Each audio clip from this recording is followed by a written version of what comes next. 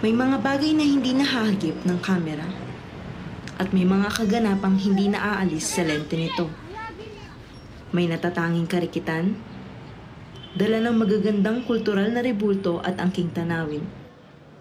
Ngunit animoy may siwang sa likod ng kagandahang hatid nito. Tara't sabay-sabay nating tuklasin ang tatlong imahe ng Maynila.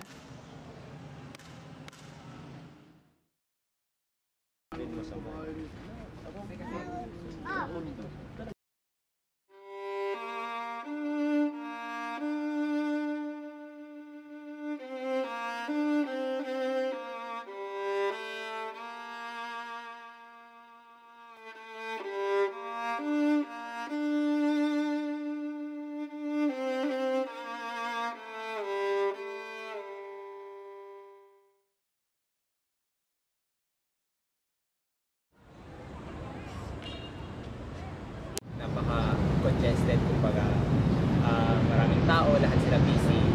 Nagpo-compromise yung environment, nagpo-compromise yung pagpangalaga sa, halimbawa, sa natural resources natin tulad ng dito sa mismo Manila, Pasig River, halimbawa ng Manila Bay.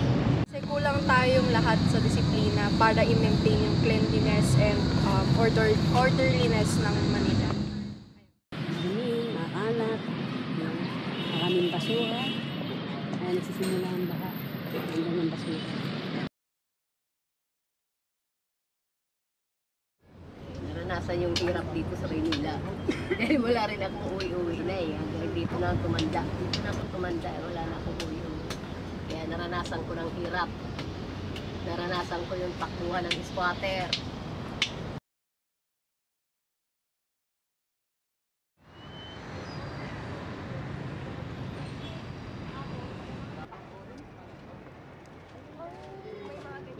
Tapuran ng basura.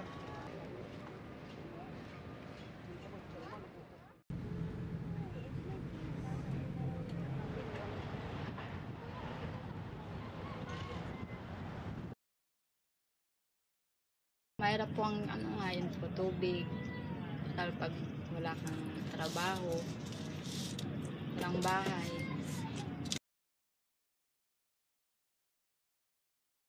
Mahirap talaga. Eh, katulad ngayon, hirap din ang trabaho, mga anak buhay ka ng trabaho.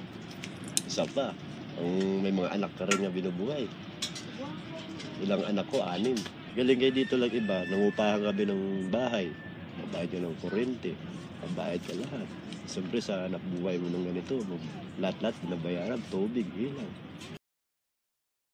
Given Manila is often represented as a squalid, poor, filthy, crime-ridden, traffic-congested, and overpopulated city. Kaya siguro, ang ibang tao, they choose to spend their vacation sa ibang bansa. Ang Manila is for work talaga. Nagbabakasyon tayo to ease and relax our minds because Manila is portrayed as a business hub. It's one of the busiest cities sa Philippines. So obviously, we want to go somewhere na peaceful and naturally untampered.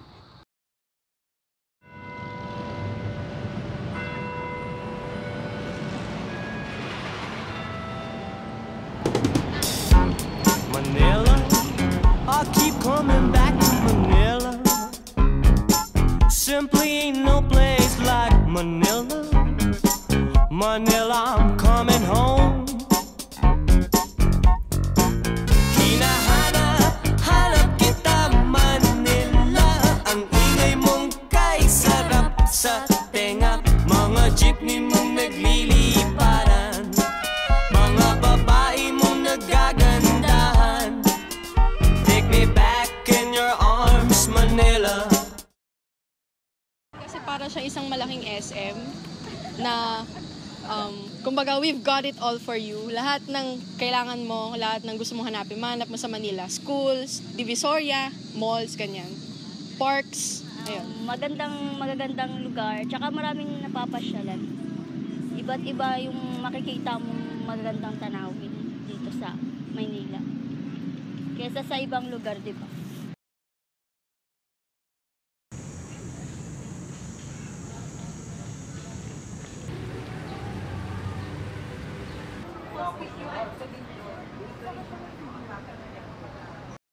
It's a place for all seasons. Napaka-progressive niya as a unit kasi dito yung mga centers for education tulad ng school ko, ganyan. Siyempre dahil dito sa Luneta. Kasi sobrang historical and sobrang meaningful para sa mga kabataan na kapag inisip mo talaga yung pinagmulan nito iba talaga. Agenda setting lang yon. Ang media kasi, mas pinipili nilang i-report kung ano yung magugustuhan ng mga tao. Ang kagandahan ng Manila ay nagiging underrepresented kasi we choose to see the bad in it. Parang human behavior, we tend to see yung pangit bago yung beauty sa lahat.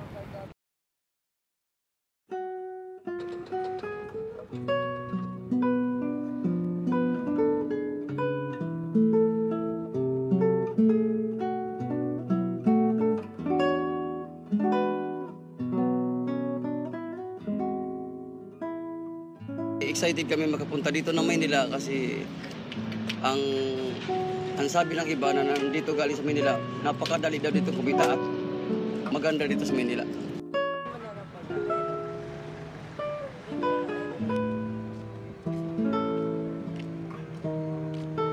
Maganda yung Manila kasi dito nakahawak ng mga agencies kung saan ka mag-a-apply papuntang abroad o kahit ano man para pang pagsampa sa mga barko.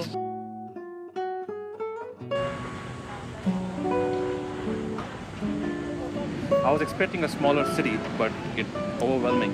It's huge. Metro Manila is huge. Siyempre sa kahirapan namin sa probinsya, kaya nagpunta dito sa Manila para malaman namin kung namin buhay dito.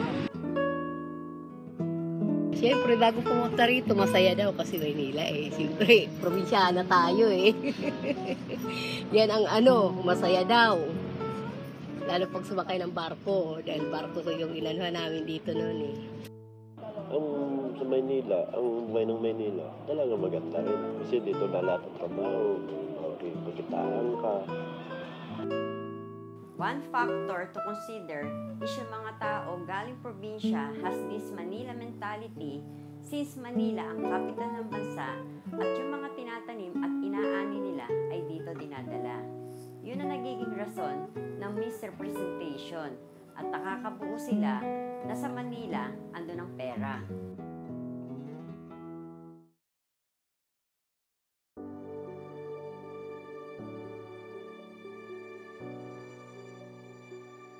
Pantay na pagkilala at pagsisilbi sa mga syudad, personalidad, mga kawani man ng gobyerno o ordinaryong tao. Ang pagbabahagi ng tamang impormasyon sa malinis na pamamaraan ay isang malaking hakbang upang makaakyat sa hagdan ng progresibong komunidad. Bagamat ang kalansing ng pera ay maingay at makaagaw atensyon, hindi nito mahihigitan ang halaga ng hangarin na hindi lamang pansarili kundi para sa nakararami. Bigyan pansin ang mga taong kabilang sa Moria sapagkat sila ating kababayan. Isulat, ikalat ang mga ulat na nararatan. Huwag lumito sa paglikha ng mga kathang gigising sa pamalayan ng lipunan. Ang pag-uulat ng tapat at may malinis na hangarin ang siyang tutulong pumugong sa kaisipan ng sambayanan. Ang pagkilala sa isang ulat bilang isang bagay na substansyal at benepisyal sa lipunan ay isa lamang pruwebang hakbang patungo sa pagbabagong positibo. Ang ganitong uri ng atika para sa isang lipunan ay tiyak na malaking bahagi sa sosyal na pag-unlad.